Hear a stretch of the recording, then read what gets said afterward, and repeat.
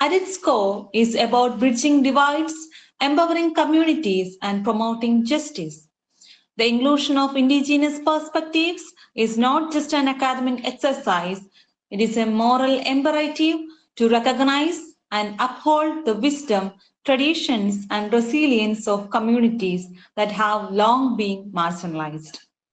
It is through their insights that we can address contemporary challenges such as inequality, displacement, and environmental sustainability with a holistic and culturally responsive approach. Sri Shabarisha College, as India's first aided college run by tribal management, is a testament to the power of inclusivity and cultural pride. Under the guidance of Principal in Charge Mr. Jijish M., this institution stands at the forefront of integrating indigenous practices into academic and professional frameworks. It is my pleasure to welcome our Principal in Charge Jijish Sir to today's conference. I also take this moment to acknowledge the contributions of our faculty, Mr. V.G. Harish Kumar Sir, who is the coordinator of this conference. I sincerely welcome Harish Sir to today's session. I also extend my warm welcome to all the organizers, participants, and dear trainee social workers who are here today. Your enthusiasm and commitment reflect the bright future of the social work profession. So, on the third day of this conference, I encourage all of you to immerse yourself in today's discussion, challenge your perspectives, and actively engage with the ideas that to be shared. So, let this platform not only be a space for learning, but also for collaboration and motivation that drives sustainable change. So, once again, I wholeheartedly welcome each one of you and the resource person to today's session. Best wishes, and I wish that today will be a productive evening. Thank you.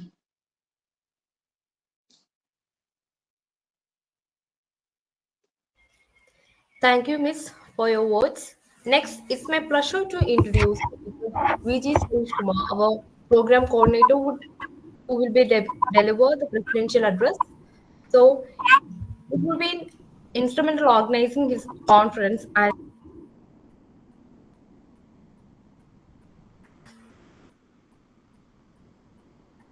So, thank you, respected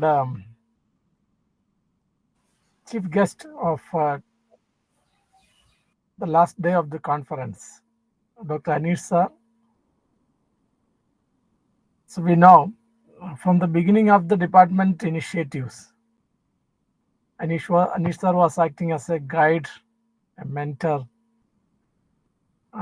and also as an advocate for the growth and development of the PG Department of Social Work, Sri Sabarisha College. So we organized our first national conference during the year 2019 with 20. During the time, Anish sir was there within the campus to motivate all those participants in such a way and given directions, valuable directions on the topic climate change in India and the social work initiatives to address the same. Thank you, sir. Thank you for your constant guidance, continuous guidance, regular guidance, and participation with the progress and growth of our department. Thank you, sir. And Sri Jiji, sir, I think I am standing here instead of Jiji, sir, because the coordinator invited me to have the presidential address. We know our principal in charge, Jiji, sir, is leading our institution in such a way, and his dynamic leadership is very wonderful. And I think today itself the institution got an award from the Harida Keralam for the green initiatives undertaken by the Sri Sabarisha College. In the morning, Gigi sir was there in attending the program and got the A plus grade in green initiatives and waste management programs initiated by Sri Sabarisha College. Congratulations, Gigi sir, for this vital leadership for the institution, and thank you for your committed, very compassionate uh, work and practice with the institution. Already, BV Miss mentioned the importance and significance of our HOD mentioned the importance and significance of this uh, conference. This is the fourth conference organized by Sri Shabarisha College PG Department of Social Work. So while we are coming to the topic, there is a connectivity with the institution itself. We are dealing with the topic that is indigenous social work practice. We know it is a specialized approach that uses indigenous knowledge system and indigenous experiences to address the issues such as human rights, issues related with the social justice, community development, and also in social policy itself. And this approach already have a collaboration with the values of the family, community, reciprocity, spirituality, and self-care. In the beginning itself, the resource persons were clearly stated that the Earth's 11% of the surface is featured with the indigenous community living. That actually the importance of this national international conference also. The Earth's 11% of the surface is featured with an indigenous community living. See, the Sri Sabarisha College, suppose we are coming to the Indian context, our institution has a significance because uh, this institution is considered as India's first aided arts and science college run by an indigenous community, tribal community, Malay area. So that actually our HOD clearly stated that we are, our principal, our team, we are incorporating the indigenous knowledges, experiences, skills, and the techniques in education and development practices. This year conference is also specialized with a number of presentations. Those papers were featured with global indigenous practices and the opportunity for those practices to incorporate with the social work methods, approaches, and interventions. Today, the last day of the conference is featured with the presence of Dr. Anish K.R. Sir. We know Sir is a very known person and providing such a wonderful leadership for the promotion of social work profession in India and also abroad. As a teacher, as a guide, as a trainer, as a practitioner, as a writer, Sir is giving such an exemplary services for the growth and promotion of the social work profession. We are very happy, sir, to see you in this platform during this busy schedule also. It is a proud that there are several participants.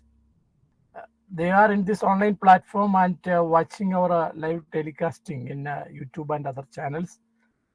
There are several participants from Nigeria and some other nations. They are presenting papers, vital papers after this conference, after this technical session also. So I welcome all those participants to this great evening and the great words. We can hear the great words of Dr. Anish K.R. sir. And keep in contact and touch with the PG Department of Social Work. Like yesterday, Dr. Dr. Habibur Rahman sir clearly stated that the existence of our profession is clearly rooted with the networking and collaboration. Networking and collaboration. That is very important for the existence, growth, development of social work profession all over the world. So let us be collaborated all the time. Let us be networked all the time. So thank you for coming to the PG Department of Social Work with this international conference. So today the GGs are taken one of the important challenge for as the moderator of this conference. That is why I am in this role. So thank you, sir. Thank you for taking this important challenge as the moderator of this day, and I welcome all of you again. So we can make it as a uh, uh, day with the fight of ideas in indigenous social work practice. Thank you.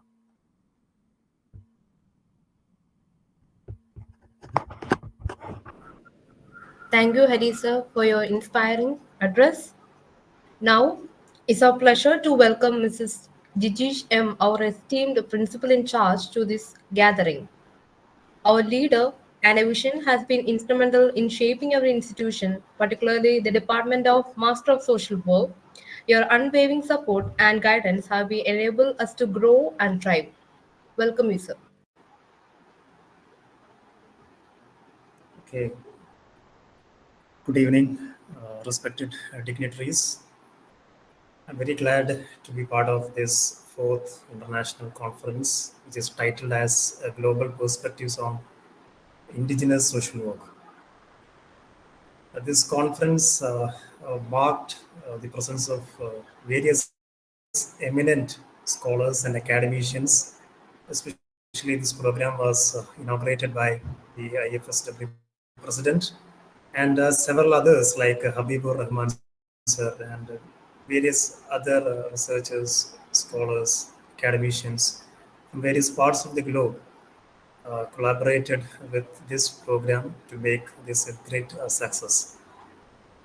As Hari sir clearly stated that for the survival and existence of social work profession, the networking and collaboration is very vital.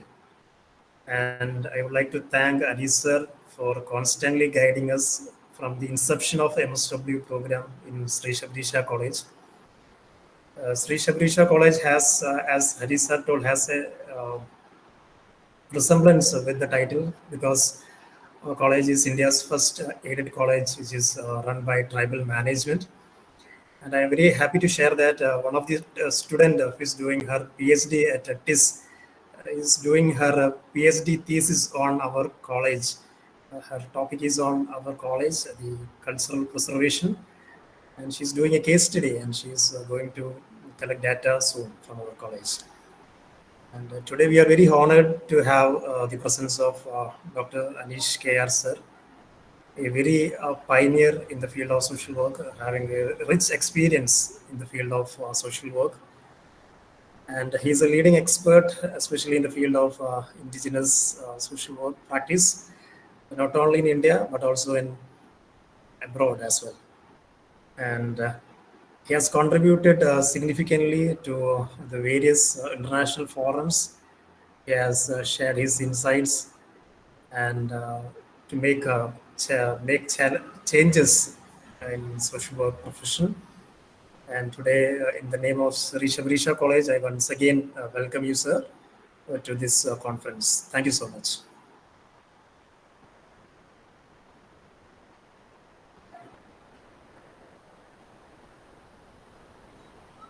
Thank you, Gigi sir, for your inspiring words. I think we can start the session. Anis sir, is it okay? Yes, yes. Yes, sir. So, good evening to all. I'm really happy and privileged to be here with you on this occasion of the fourth International Conference on Global Perspectives on Indigenous Social Work. When I come to this forum, it is like coming back to home because Sri Sabrisha College is always an institution which has high presence in my mind because of my involvement with the team, all the team members, Harish sir, Jijish sir, Miss everyone, from the beginning of the department. And I've seen the growth of the institution also, how efficiently a college grew to an institution of national importance, where social work is being taught, where social work is being practiced and taught. And I don't know any other institution in the country who has consistently taken the students for their rural camp in various rural backgrounds in across the country. So Thank you, sir. within short span of time, this college has gained a lot of name and importance in the field of social work. And I always have interaction with the students over there wherever I get opportunity to interact with. And I always hear from our Rajagiri Outreach Project Director that whenever the students from Sri Sabrecha College go for fieldwork there in our college, they are highly appreciative about their enthusiasm, their interest and competence in delivering social work. So I'm really happy and proud to be here. Thank you, Gigi sir. Thank you, Harit sir, and BB Miss for this opportunity. I had a very It's our pleasure, sir. It's our pleasure. close contact with this group. So I think one of the institutions which have made use of this online platform very effective with network, because in the initial speech, Harish sir told, Gigi sir told that Mr. Habibul Rahman talked about networking. He's a real example of that. He has such a great network across the world. Likewise, the Sri Sabrisa College also taken initiative to networking through this online platform, and we are all fortunate to be here in this platform. Without much delay, I hope that I have around 30 minutes time. Is that correct, sir? Yes, sir. Yes, sir. Okay, my clock is on. So now let us start discussing about the topics. Today's topic. Today's topic, as you are all aware, I am going to talk about the synergy between research and practice for indigenizing social work. No indigenization can come without locally developed knowledge. Indigenization is possible only when we are able to develop indigenized knowledge or evidences from our local information or indigenous communities, indigenous society, the community and social needs. So research is the only answer through which we can generate those knowledge base. So when I was asked to talk in this conference, I definitely thought about this topic only because that is the core of indigenization. We can claim many things saying that, okay, we are having such rich culture, heritage, everything we can talk about. But unless we prove to the outside world that we have an evidence, because we are in a global profession. When a global profession need to be indigenized, we have to clearly indicate to the global audience that what is indigenous, what is that core aspect of social work in Indian country context, the context of the cultural context of India, the cultural context of the social fabric of India, which is multi-cultural in nature. So let me share my screen and start. Adityan, can you just stop sharing so that I can start sharing? Thank you.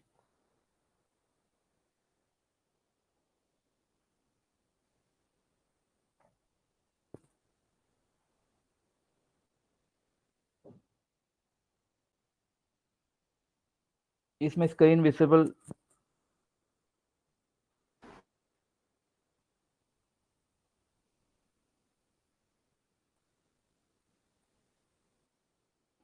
Is my screen visible, Dijesh sir? Yes, sir. It is visible. Visible. My slide is also there. It is in presentation mode. Sir, can you check it once more, sir? It's presentation mode. I'm not that is clear. I have put in presentation mode. Yes, it is visible. Yes, it is visible, sir. It is visible. Visible and presentation mode only. Okay, this is one of the Yes, problems yes, with yes. Google Meet. That's why I'm just checking again. Right. Yeah. So, Okay. thank you for this opportunity to be here.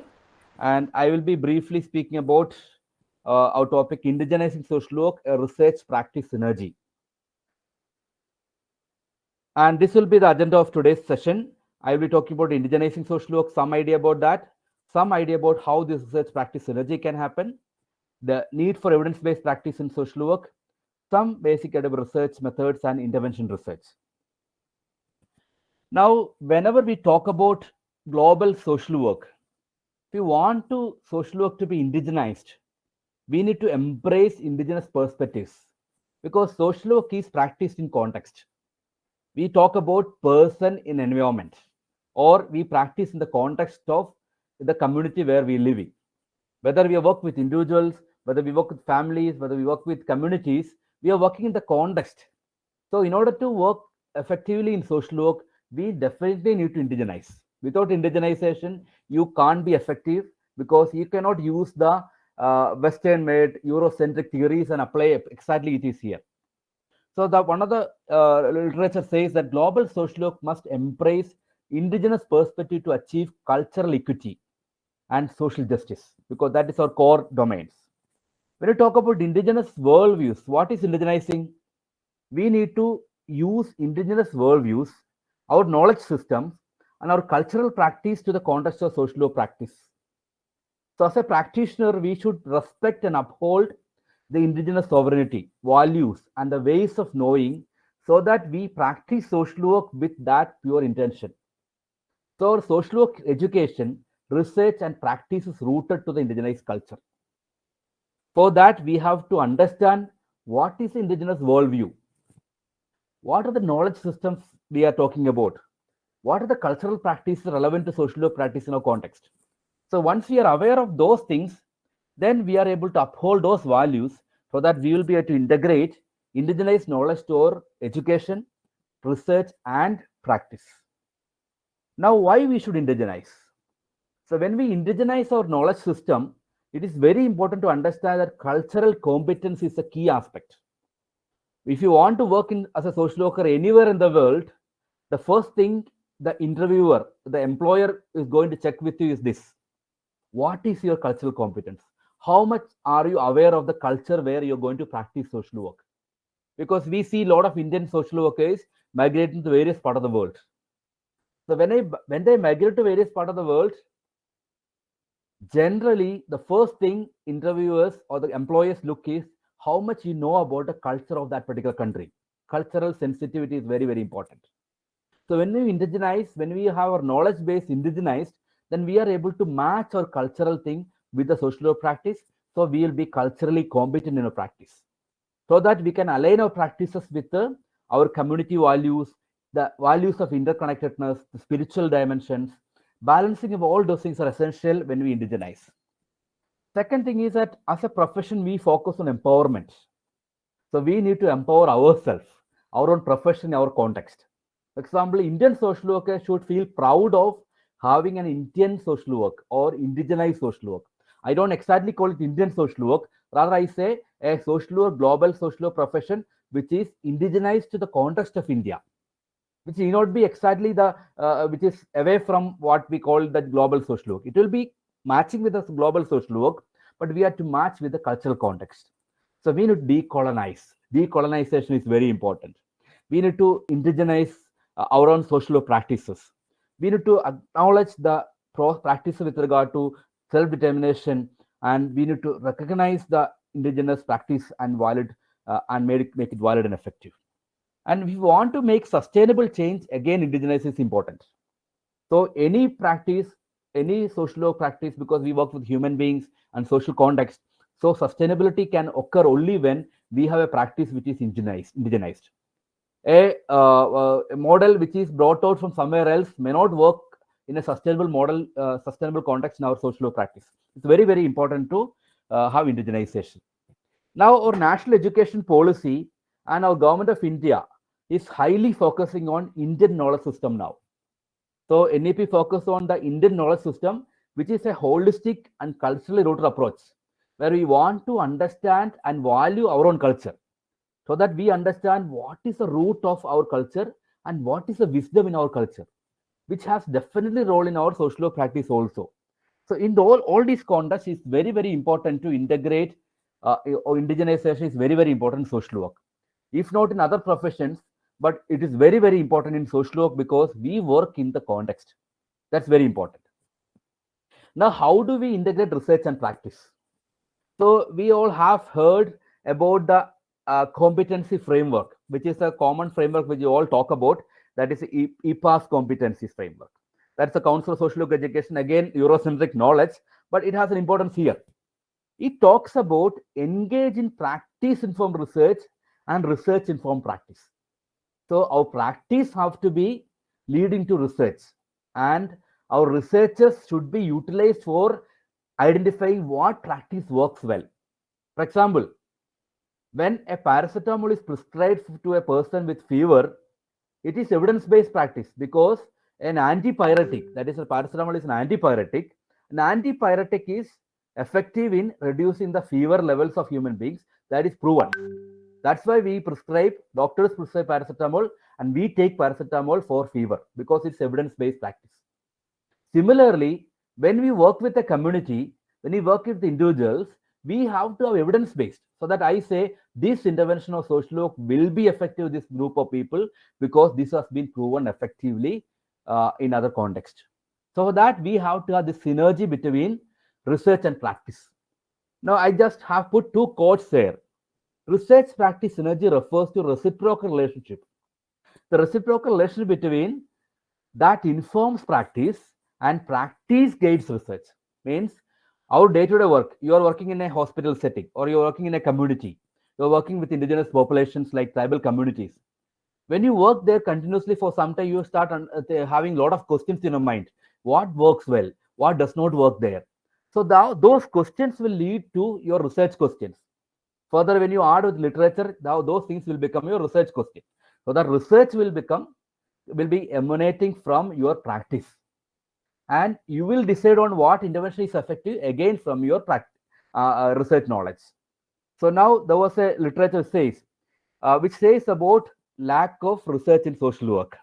It is goes like this: if we are serious about developing social work as a profession and having practitioners able to practice safely and innovatively, then we need to both develop and use evidence to inform practice. No common sense practice. The era of common sense practice is gone. When a social worker speaks, he has to speak from evidence, saying that based on these researchers, I found that this type of intervention will be effective to this group of people, and this is the way I'm going to intervene in this community or this group of people. When you say that, people listen to you.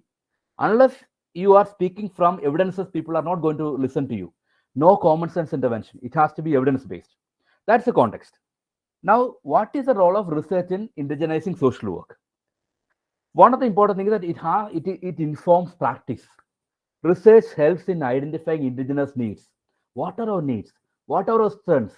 What is cultural relevant in our context?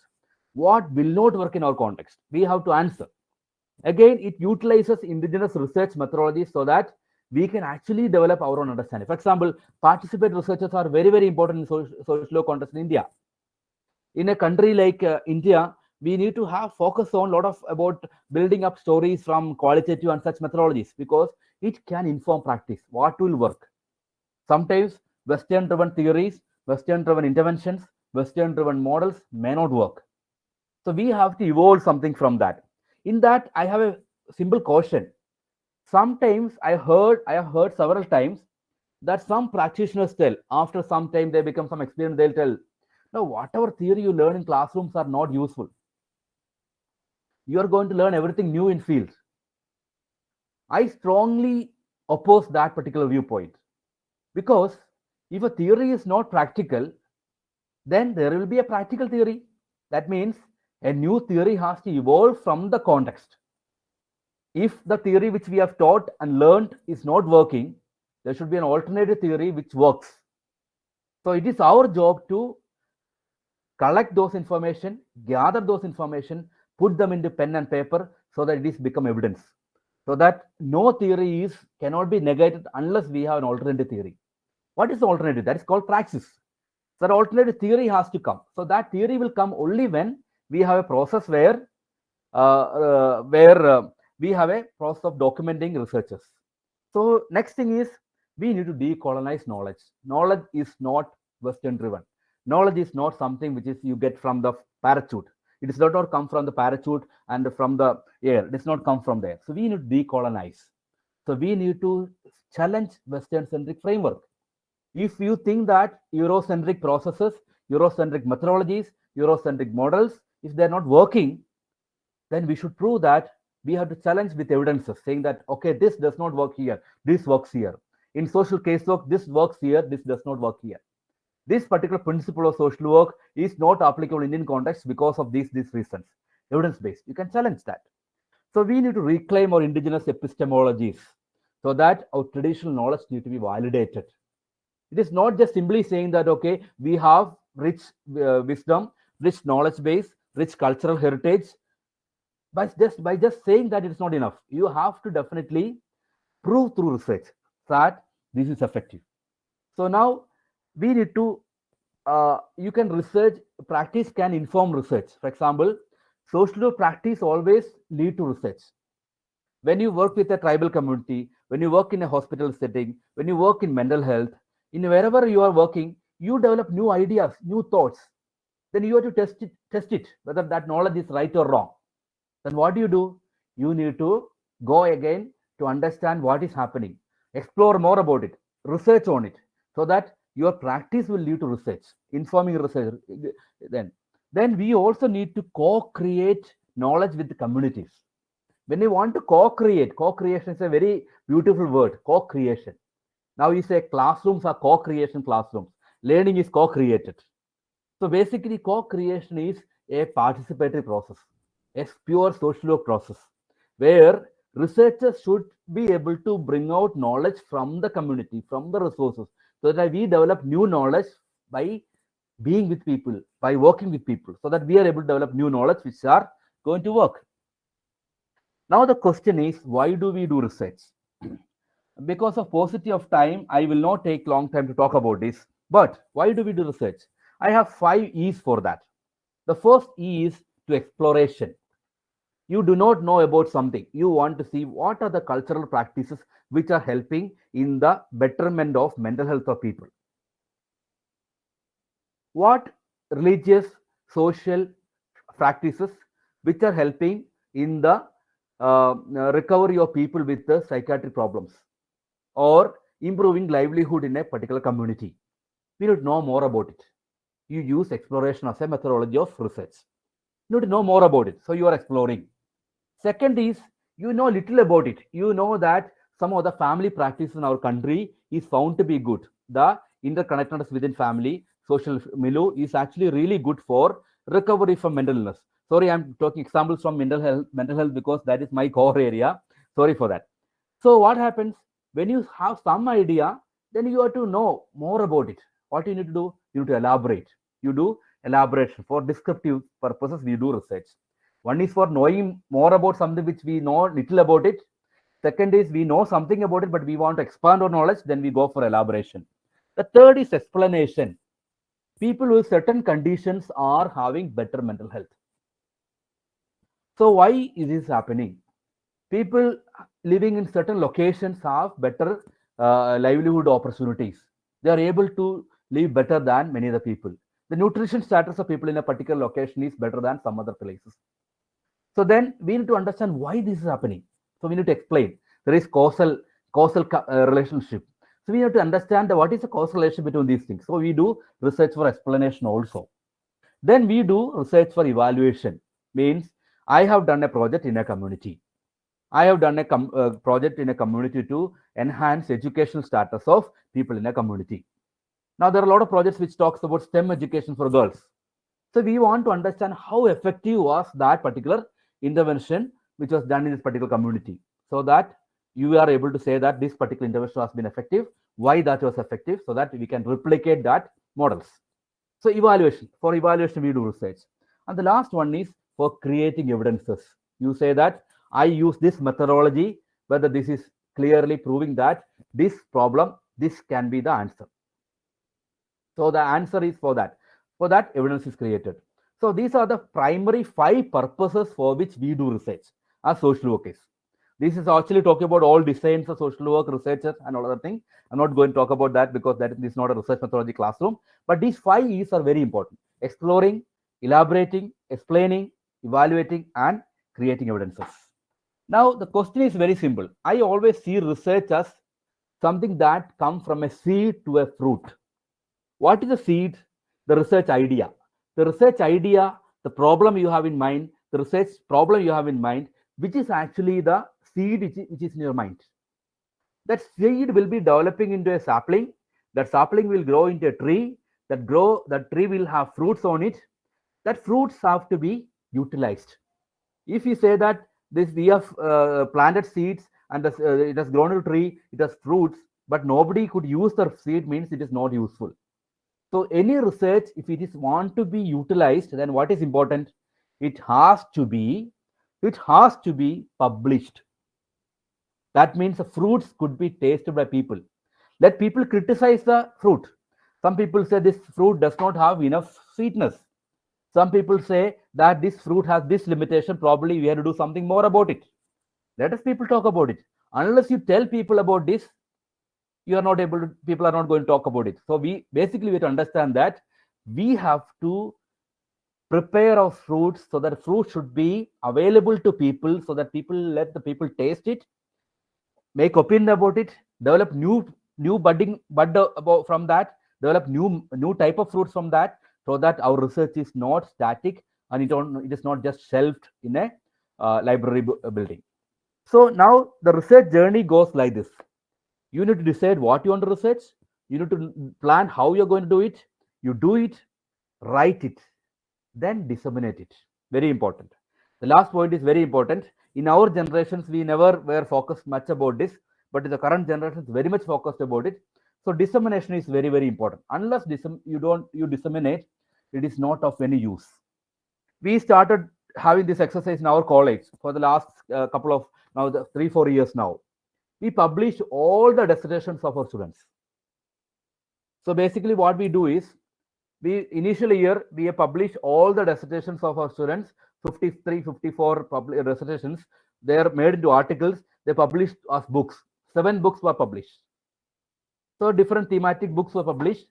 So it was dissemination, because we understand that many times PG students are not publishing their research work in journals. So we found one other way of doing it. Now we say at least 25% of them should publish in journals. Rest 75 will again go to the book chapter. Now this year we are telling 50-50. 50% should publish, 50% should publish as book. It is all dream, but it's happening. The book is published, definitely. So it is available to public domain. That means the research is not just shelved, it is available to public for scrutiny, so that people can develop new research from that. So what is the research process? So we have a research idea. The research idea can come from your personal experiences. That is indigenous knowledge, indigenous experiences. You read a newspaper. Now you read. I usually do it in my research methodology workshops. I go with some newspapers and give it to groups and ask them to read from the first page to last page of the newspaper. And I ask them to read and identify research questions from the newspaper. And interestingly, I found that in all workshops, people are able to develop 10, 15, 20 type of research questions from the newspaper articles on a single day. Everyday research is coming from there. But that is not just, that is the starting point. That is just starting point. Once you have your own thought processes, once you have popular media you read, you watch a YouTube video, or you watch the news item, that all can be fed to your research question, but you have to do further research, literature search. Once you do literature search, you get more clarity about what need to be studied. Then pose your research question. Then conceptualize it, collect data, find answers to the research question. That is, analyze your data. Then disseminate results. Result dissemination can be through press conference. Indigenous knowledge can be press conference. You call a press conference and tell, this is the life of our tribal community in our locality. This is what they want from government. These type of interventions are not effective for us. So it goes to popular media. Newspapers will publish. TV, visual media will publish. You can publish as books. You can publish as journal articles. That's a more important source of publication for. If you want to reach our research work to international audience, you should publish in journal articles. But we can use other methods like policy briefs for policymakers, so that our research results should not be just kept in your libraries. It should be available to public through different means. It not be all the time only through journal articles, but journal articles is ideal thing as academicians we talk about it, but we can use other methods also for disseminate research. So I don't have much time. So I understand that we use different type of methodologies. We have quantitative methods, qualitative methods. Quantitative methods quantify.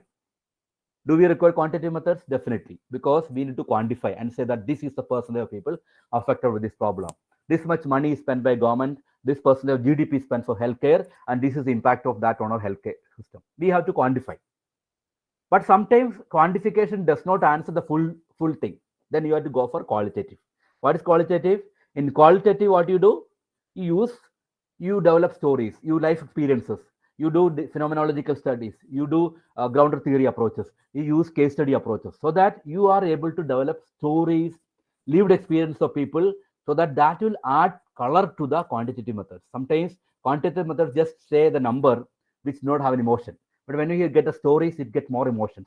So you will be doing qualitative methods.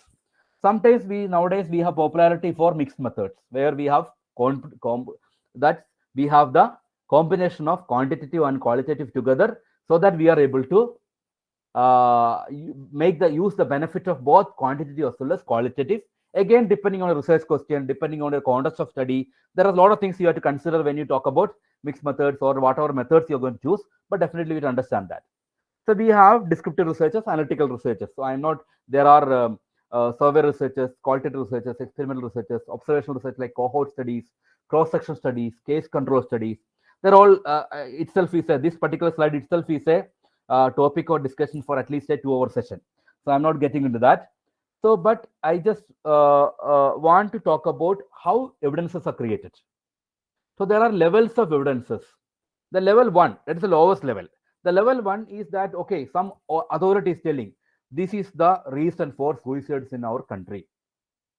That is a psychiatrist is saying, or a newspaper media report is telling that this is the reason for that. That is also evidence, but that is not considered as a very solid evidence, sound evidence.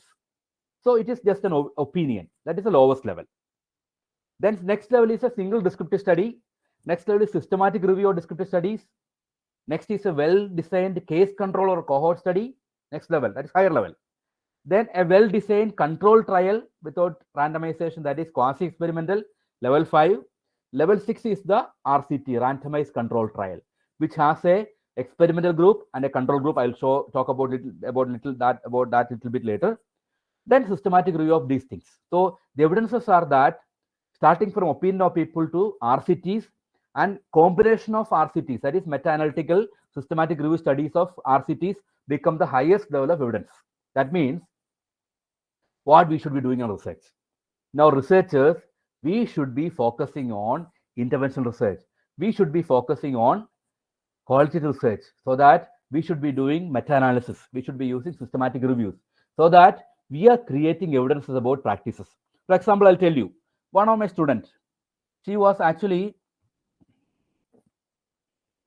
wanted to study intervention for infertile couples. Recently, she was awarded PhD. Her PhD was just completed. So she wanted to study. She was working as a medical social worker, and he found that in infertility clinics, generally the medical part is taken care of well, but the psychosocial part is not very well taken care of. So she wanted to study about. That's the idea came from her initial thought. Then what she decided, she wanted to understand whether psychosocial interventions are effective or not. The first thing she did was she went to she had this idea, so she went to for a literature search. It is called a scoping review. She did a scoping review about psychosocial issues and challenges of people undergoing infertility treatment. That's the first thing she did, literature search. Second thing she identified. So from that study, she identified what is the global understanding of problems of people with infertility. Second literature search was about what are the interventions used for people with infertility. So she again tried to understand what is globally available with regard to what are the interventions available for this thing. Two things over. Now, third thing was that she went and talked to a couple of experts who are gynecologists, infertility specialists, psychologists, social workers who work in this setting, to understand what is the reality in our context. because literature always talk more about literature from a global perspective. We want to understand what is the reality in our context. So she went around to all these experts and started talking to people about what are the issues of challenges of people with infertility. Do they have psychosocial needs? Do they need psychosocial needs? And will they be okay to attend to some psychosocial interventions? So she tried to understand from the part of experts. She did not stop there. Then she went and conducted a focus group discussion with the people who are attending infertility clinics to understand what are your needs. What are your needs? If you need a support from a psychosocial expert, what probably would be you want it. So from that, again, she tried to understand what is the need. So what is happening? Literature was global plus indigenous literature was there, but indigenous was little bit. Then she interviewed people who are experts who work with people so that you get the reality of the reality context. Then she talked to people who are there, who are actually going through the problem so that the real stakeholders, she got information. From all these, putting all this together, she developed her intervention. And she developed an intervention. Then she developed an RCT protocol. RCT protocol is actually a very systematic and scientific protocol. From the RCT protocol, she developed the intervention package.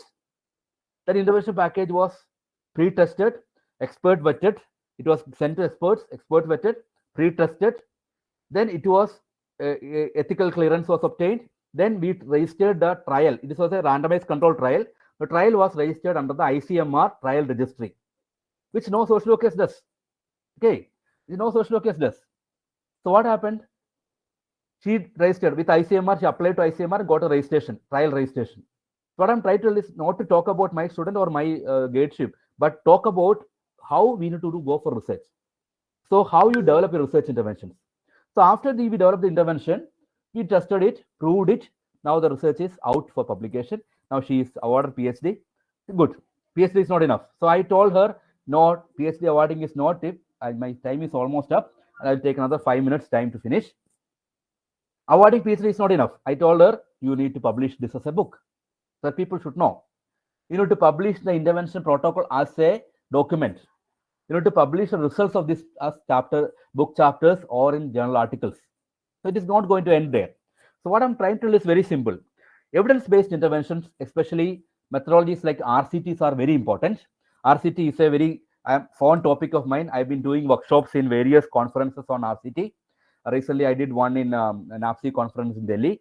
So basically, if some of you are interested, we can definitely talk about it. Now, contextualizing research, we need to also talk about what is the prospect. These are the prospects in front of us. 17 SDGs. We can do research in all these dimensions. These SDGs are global in nature, but they are very, very local in nature. So we need to develop indigenous knowledge with regard to all these dimensions. What drive people to poverty? What make people to be hungry? Who is not in poverty? Why they are not in poverty? What are the indicators of good health? What are the indicators of bad health? Why people are not healthy? What are lifestyle diseases? So many things. All these 17. So when I tell my students, if you don't have a question, research question, just look at this picture, and you will find hundreds of research questions from this. That's a research project for social workers, because that is important. So I'm not talking about this RCT. I did a literature search and I found that only 4 studies from India on RCT published in Scopus database. That means we don't have sufficient studies talking about this. So it is very important to do that. We have to develop interventions very effectively. Designing interventions is very important. I'm not going to talk about that. So basically, designing, I told you, the examples you understood. What are the steps you adopted for that? With the example, you did that personal experience, developed your research methodology. Then you have identified research gap. You expert consultation, research questions, outcome measures are decided. You consult experts. You consulted the real stakeholders, developed a methodology, then validated design. You did expert vetting, then pre-testing, and it was implemented. Likewise, this is another research which I have done in 2013. That's actually an intervention for enhancing social competence of children. Again, I use the same methodology where I try to understand what is the social competence. So there are 5 dimensions we identified. These 5 dimensions were identified from literature, from expert interview, from stakeholder interaction. We found out that someone who has good self-esteem will have a goal orientation, they'll be having a rational thinking, they will be able to solve problems in their life through resilience, and they are pro-social. then they are able to become socially competent. This is something which we developed in 2013, which again through a research methodology process. So we can develop indigenous knowledge. We can develop indigenous knowledge. Only thing is that we have to be strong with regard to research. Research is very important. There are a lot of emerging areas: aging, mental health, well-being, social policy. Policy research is very, very important for social workers. Climate change, circular economy, all are becoming very, very important. So we can actually do a lot of research on that. Now, AI is there to help us. So research is now becoming easier, but AI cannot replace the research methodology. AI cannot replace your thought processes. AI can just aid you in the research process. So always keep in mind that artificial intelligence can help us, but should not take your brain away. Like we lost our skill to remember phone numbers. Mobile phones have taken away our skill to remember phone numbers. Just ask yourself. Many of us have lost our memory to remember phone numbers because the mobile phone taken it away. Likewise, AI can take away the brain's capacity to create a thing, critical thinking, all those things. Never allow any technology to take away that, but use the technology effectively so that we are able to do good research. So with that, I stop here. Thank you for patiently listening to me. I sorry for I was told 45 minutes. I was taking it to 30 minutes. So 35 minutes now. Thank you so much for the patient listening. If you have any questions, any comments, you're free to ask. Thank you, Thank you, Anisa, for sir. your valuable insights. Yes, Anjana, continue. Yes, sir. Your expertise and insight have a significant contribute to our understanding of this critical topic. So students can raise the questions on your chat box or direct.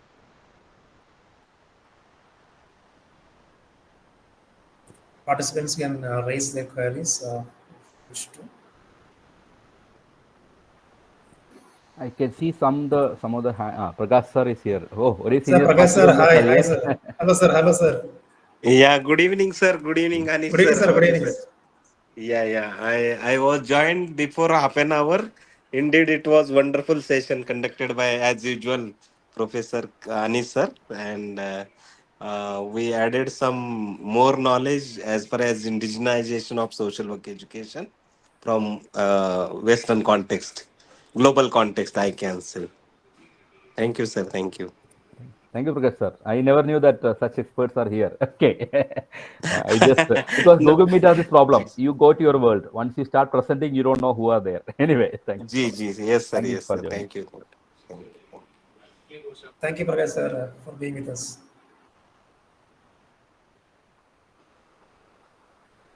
Some more Participants can hands. ask questions. Some more hands are up. Usman sir's up hand. Usman Muhammad. Usman Muhammad sir. Do you want to speak, sir? Usman sir.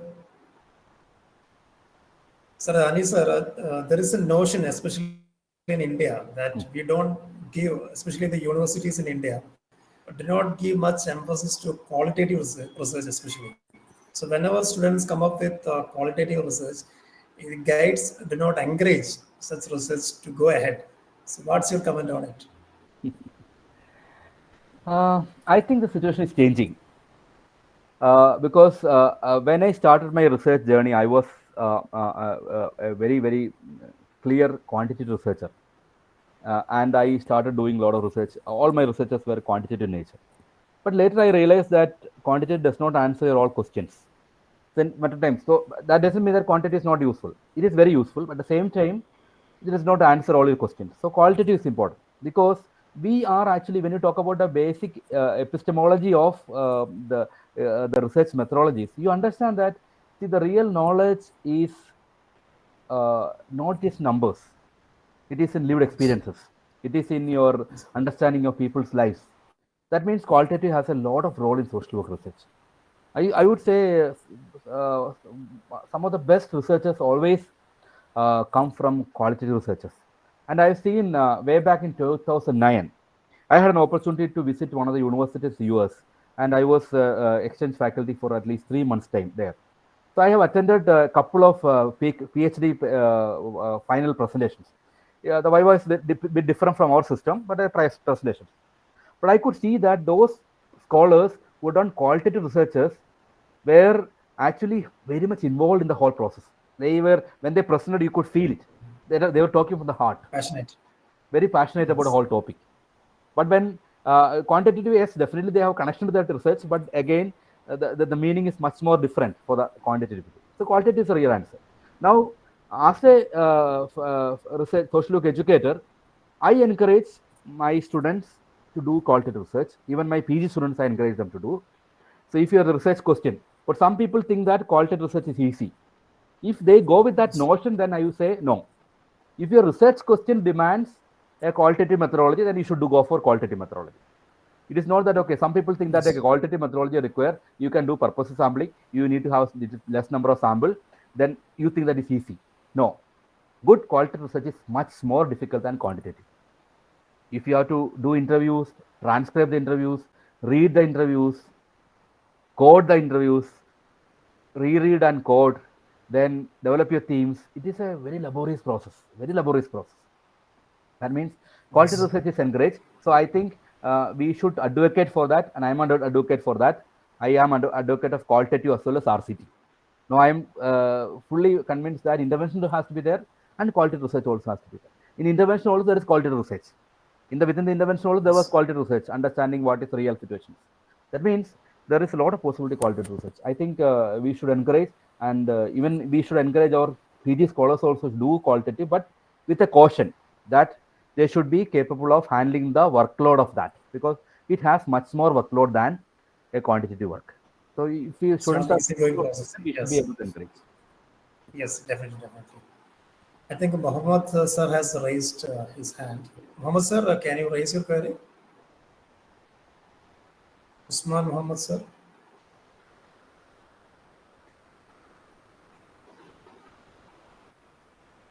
There are other people also.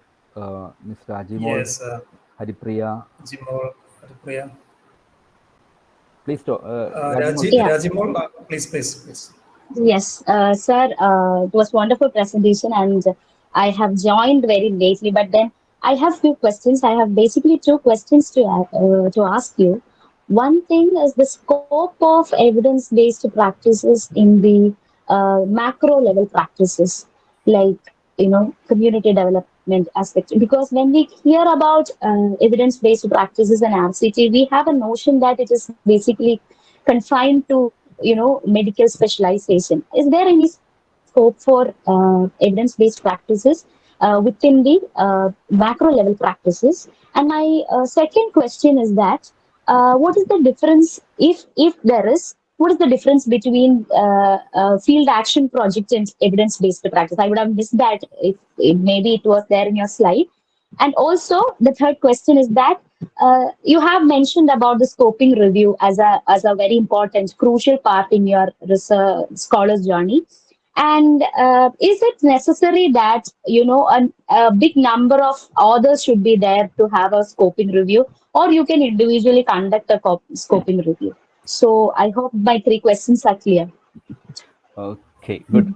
Raji, it's a set of questions.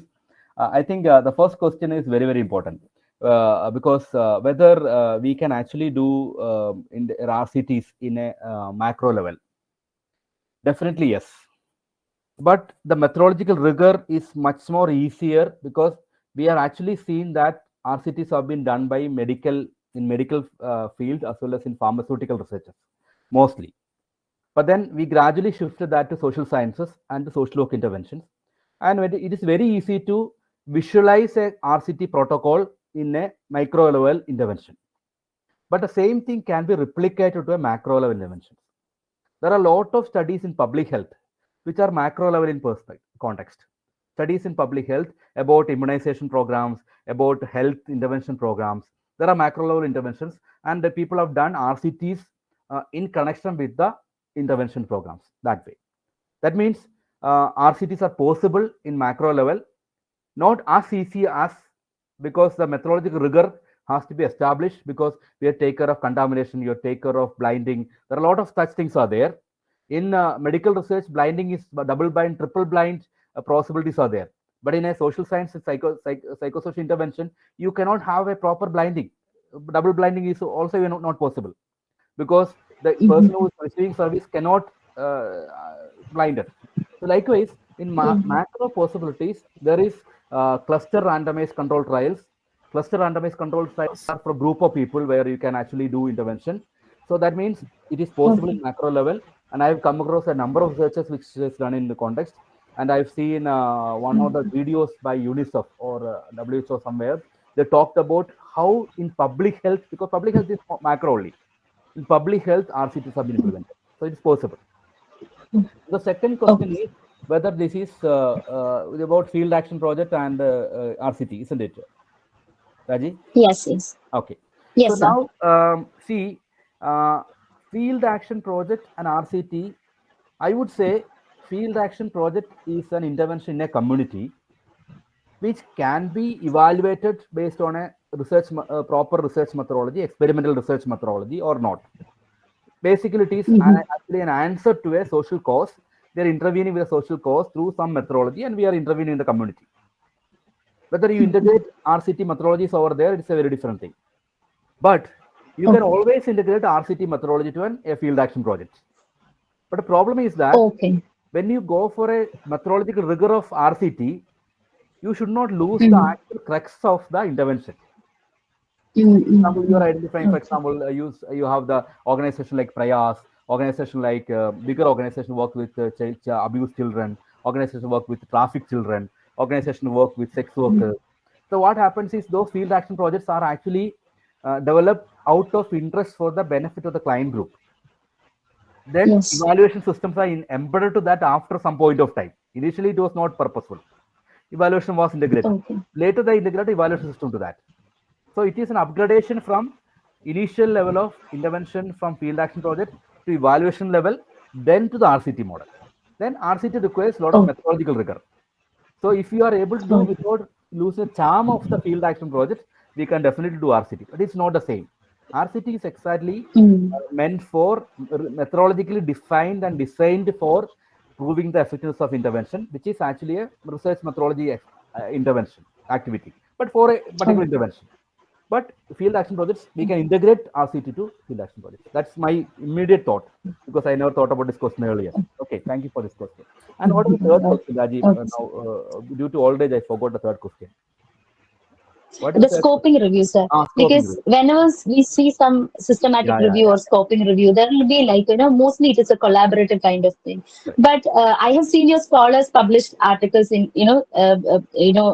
single-handedly. So I was very much curious about the process of writing the scoping review because it is considered to be a very rigorous process.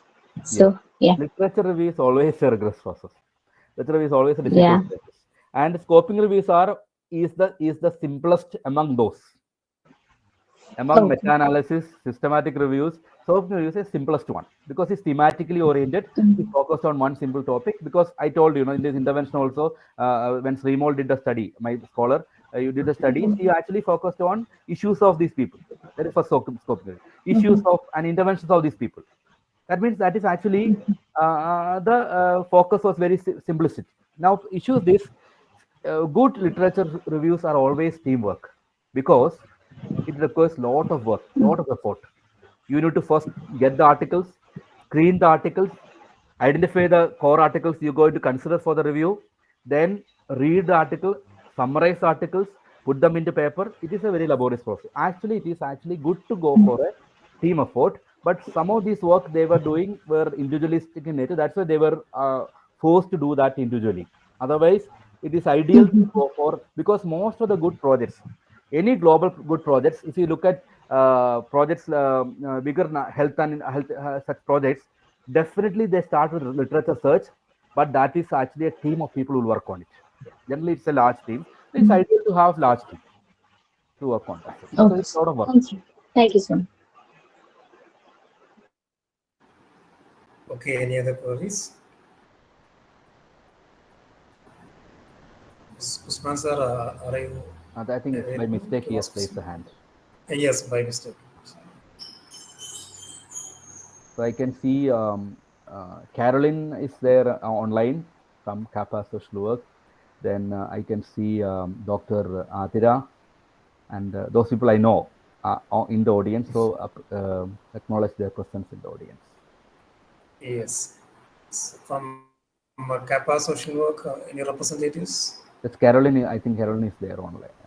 I can Carol. see the Okay, right, right. capacity. Fine. Yeah. Right. Oh yes, Caroline.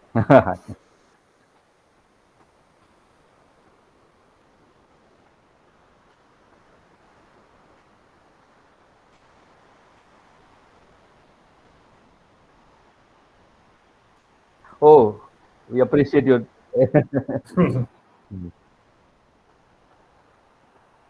Thank you for joining with us.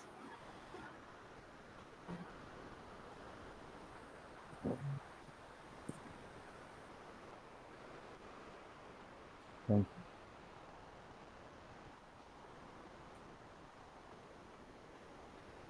Thank you for joining with us. Thank you so much.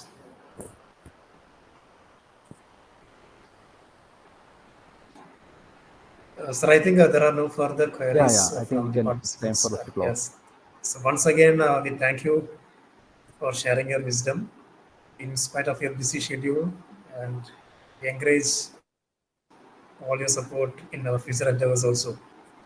Thank you so much for this opportunity. I specifically thank Gigi sir, Harish sir, and B1 Miss, and all the students. And I can uh, thank you for all the support you have given. Thank you so much. We'll close. Anjana, over to Anjana. Yes, sir. Now I welcome Prida, the trainee social worker, to give a vote of thanks for the presentation. Thank you, Anjana. Good evening, everyone. As we conclude today's section, it is my pleasure to deliver the vote of thanks. First, I would like to express heartfelt gratitude to our esteemed resource person, Dr. Anish Kayasar. Your presence here today has been a privilege for us, and we are deeply grateful for the valuable insights and expertise you shared with us. Your presentation was informative, engaged, and thought provoking, and we appreciate the time and effort you took to prepare and deliver it. Your contribution has enriched our understanding of indigenizing social work, research, practice synergy, and has provided us with the practical knowledge and skills that we can apply in our work. Once again, thank you so much, sir, for your outstanding contribution. We appreciate your support and look forward to future collaboration. Secondly, I would like to express our sincere gratitude to the moderator of the section, Mr. Jijesh Emsa, Principal in charge of Sri Shabarisha College, for expertly guiding this section. I appreciate this time and effort you invested in preparing for this conference, and your contribution have been invaluable in making this conference a success. Thank you, sir. Next, I also extend my gratitude Ms. Bimimol Aziz, head of the PG Department of Social Work, for constant guidance and inspiration. Thank you, ma'am, for your delightful welcome. Your contribution has added immense value to the conference, and we are deeply grateful for your time and effort. Next, I extend my gratitude Mr. VG Harish Kumar sir, Program Coordinator, to deliver inspiring presidential address. Thank you, sir, for your unwavering support and for gracing this section with your esteemed presence. Lastly, I thank all the participants of this conference for active engagement and commitment. Thank you all once again. So, Thank you, Prida. thank you, sir.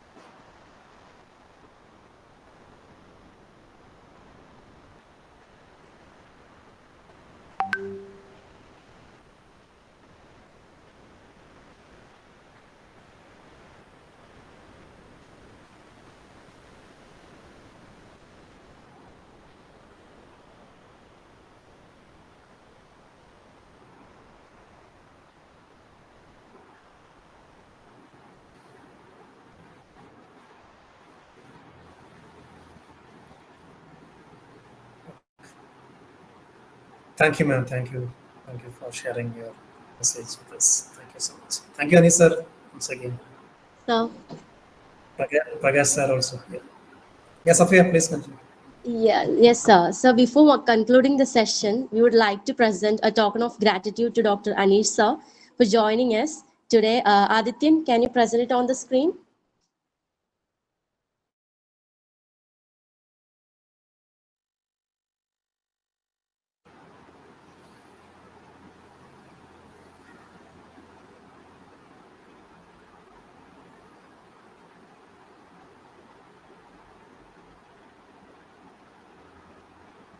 Sir, this is a small gift from our side, sir. Thank you so much for joining us, sir. So, advance Happy New Year wishes from our part. Thank you so much. Advance happy New Year to all of you. We are going to To all the participants. Yeah. Yeah, Happy New Year. Happy New Year. Thank you so much. see you. Bye bye. Yeah,